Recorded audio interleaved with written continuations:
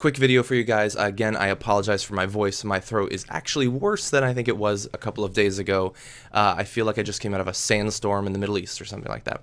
Anyway, I had an experience with Google Glass. Google did, to the YouTube studios, and they let people demo them. And so during their little happy hour event, I got to use the Glass for like 5 to 10 minutes or so.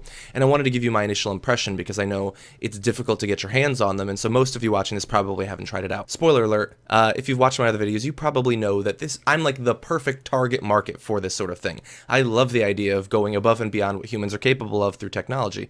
And so I was very excited for these. And I do have to say that after trying them out, I'm a little bit less likely to buy them, at least in their current incarnation. And look, we have to assume that the actual release version is going to be an updated version of what's being tested right now. But I got my hand on the developer version. So I had a Google employee sort of walking me through it. It was very easy to set up. It's light. It feels like almost nothing. Like, it does not feel heavy whatsoever. Maybe about the same as wearing any other pair of glasses. It's all on the right, all of the actual electronics, the screen and everything. It's very easy to manipulate where it is in your field of view. And that's my first major point that I want to make is I thought that it would be visible when just looking forward you'd see the box, but that's not the way it is, and apparently that's not the way it's designed to be. It's supposed to actually make it so that you have to look up, like you are like consciously looking up to see the screen, and that's not what I expected. Now I understand for safety reasons and to stop people from being constantly distracted, that makes sense, but that's not really what I was looking for. Now the actual screen looked fairly good. It's definitely not the same as an actual TV. I mean, it's sort of transparent, although the colors are very good. Video is rendered very well. In fact, I was watching some of the Young Turks live stream while I was demoing it, although I couldn't hear the audio because there was a crowd. Video looked very good. In terms of the capabilities, it's all manipulated by either your voice, by saying, okay, glass and all that stuff, call, what's this, Google, everything. And also on the side, the entire side panel there is a touchpad, so you can swipe down, swipe up. One of the cool things actually is when you're in a website, how you like move around and select links is very interesting. You hold 2 fingers on the touchpad, and then your actual head moves the mouse cursor in real time. So your head becomes the mouse in effect, which was very cool. It's very easy to be accurate when choosing a small link on the screen that you can see. Also, in terms of the audio, you might not know this, it doesn't have an actual mic that is, playing the audio.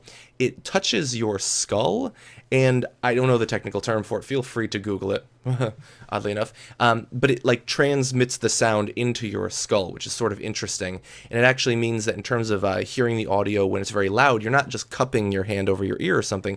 You'd actually need to plug your ear, which takes a little bit of getting used to. Now, in terms of the capabilities of it, I was able to ask it some basic questions, and it provided answers like the stereotypical, how tall is the Empire State Building, that sort of thing.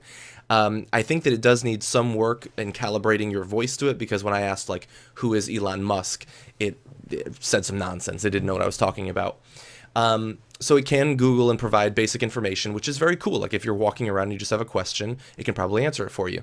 I did not try out the mapping technology where it shows you in real time where to go, but other Young Turks employees said that it was very impressive. In terms of taking pictures, it's very smooth.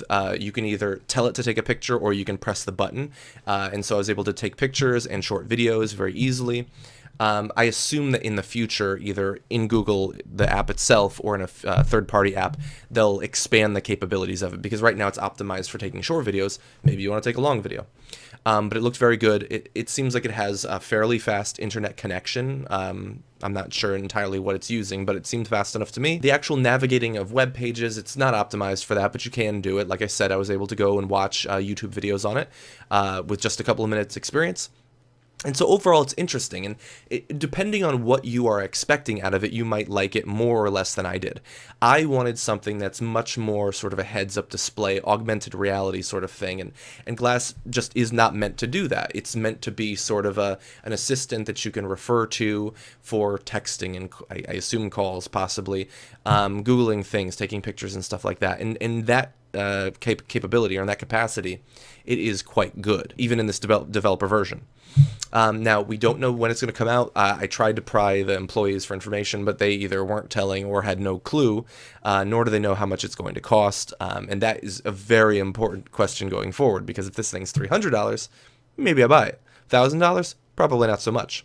But I have to say that I hope, sort of perversely, I guess, that a lot of people buy this so people will get used to the idea of people wearing electronics on their face, and then eventually we can get like full goggles that provide full heads-up augmented reality over what you're seeing. I know it's going to look ridiculous, but I'm ready to make that jump. And Google Glass is just one thing that's moving us closer to, I guess, sort of what we think of the singularity looking like, what we think of the evolution of humankind through integration with technology looking like, and in that capacity, I'm excited for it. But in terms of the actual device, I'm a little bit let down. If you've had a chance to try out Google Glass, tell me if you think that I'm wrong in terms of my evaluation of its capabilities. If you haven't yet, feel free to let me know what you're most excited about, what area you want to use it in, and what you think it'll be best at. Leave a comment.